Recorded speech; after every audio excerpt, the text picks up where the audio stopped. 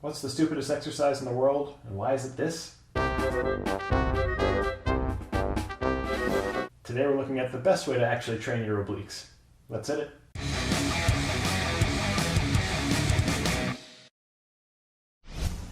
Functionally training a muscle means going along with the muscle's intended purpose and in the range of motion the muscle is meant to be used. Doing little side bends like this, especially when the weight is in both hands offsetting the whole purpose of the exercise, really isn't doing much of anything. The obliques themselves are there for rotation of the trunk and resistance to rotation of the trunk. So we're going to look at exercises that really capture those and will stress the most hypertrophy for that. So first up we have the tornado chap. You'll need a band for this and something to anchor it to. You can use a door frame, a post, anything that will allow it to be stabilized without risk of toppling or ejecting the band back at you. Plant your feet firmly on the ground and walk out till the band is completely taut and you have enough tension on it.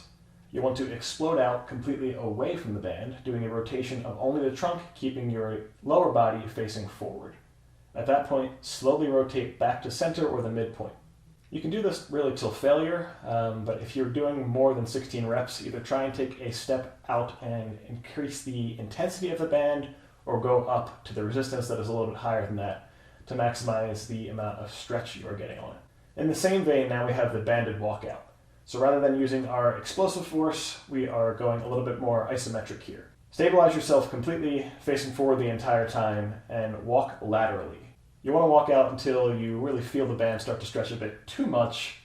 Again, keeping your trunk centered the entire time, really focusing on remaining rigid. Start walking backwards the same way you came. Repeat this for about 10 to 12 laps.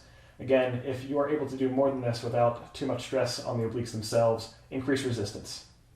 You can't really go too far in this one. You're limited by the range of your band. So either do more reps or increase the resistance as you're able to do so. Up next we have some groundwork. We're starting with twisted T's. Starting Sphinx, that's a plank position on your elbows, and we'll be lifting the left arm up, rotating about 180 degrees so your chest is open. Keep that side plank position for about half a second to a second, then rotate back, keeping your core rigid the entire time. Don't allow yourself to dip down, your hips to dip down. Back to the Sphinx position and do the same on the right side. Ideally, you want to time this one. So go for a minute if you're able to, a minute 30 if you're really pushing it. In the same vein, now we have thread the needle. So we're going to be working one side at a time with this. Return to that Sphinx position. We'll work with the left hand this time. So rotate up, similar like you did to the twisted T, where the left hand is all the way up.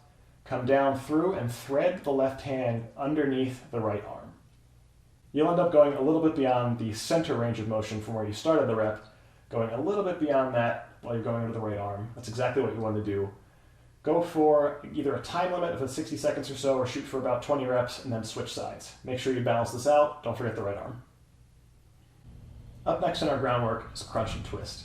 This will involve a little bit of the upper abs as well as the obliques. Basically get in a crunch position, crunch up and forward so your shoulder blades are completely off the ground. Twist to your right, twist to your left, and then return back to the mat. Like the rest of them, you can do this for a time. 45 to 60 seconds really should be sufficient if you're working in a lot of other exercises. If you feel like you can go longer, by all means.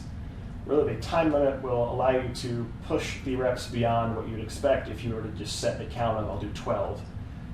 You'll know how many you can do in a set amount of time versus just limiting yourself to X amount of reps. So go for the time limit if you're able to. In the same vein as crunch and twist is around the world. So rather than crunching up and twisting this time, we're starting with a rotation and ending in a circle. In the same way, you'll crunch up, getting your shoulder blades off the floor, starting in a rotation, going clockwise for 30 seconds, and then counterclockwise for 30 seconds.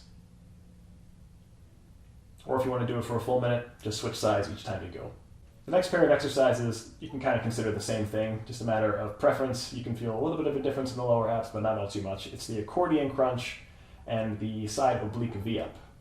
So in this case, we're starting on our side on your mat, crunching up so your trunk or mid-body is about halfway up, and bringing your legs up the other half of the way. Ideally, you want your elbow to be able to touch your thigh as a way to count that you've made a full rep or a full range of motion. If you're doing the accordion crunch, kind of the same method, you'll crunch up the same way, but instead of lifting your legs to a V, you bring them in by bending your knees.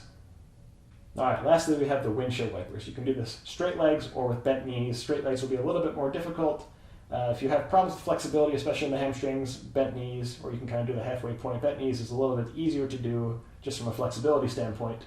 Start flat on your back. If it is uncomfortable, you can have your hands underneath your hips as a way to kind of buffer that gap. Otherwise, try to really drive your lower spine down as you rotate your straight legs or bent knees to one side at about 45 degrees. So you don't want to go all the way to the floor here. We're stopping at about that 45-degree angle, holding there for a couple seconds, and slowly rotating to the other side at about 45 degrees. The goal here is not to just shoot your legs back and forth as quickly as possible. While that may have some work to it, really is not the ideal function of the exercise and could potentially cause some injury there. Slow and in control is the name of the game for this one. Much like the other moves, go for a time limit here. You'll find that you can set yourself longer clocks for this, especially depending on the length of your holds on each side. Minute to 2 minutes, try it out, see how it feels, and then experiment with 1 second holds, 3 second holds, even up to 5 second holds on each side. Try with straight legs, try with bent legs, and really experiment to find what works best for you. There are dozens of oblique moves that are better than just the side bend. Don't side bend anymore, please.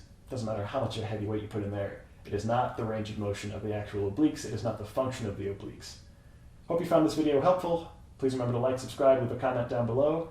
Let us know what your favorite oblique exercise is. And as always, no matter where you are in your fitness journey, you'll let us know with us. Thanks. See you next time.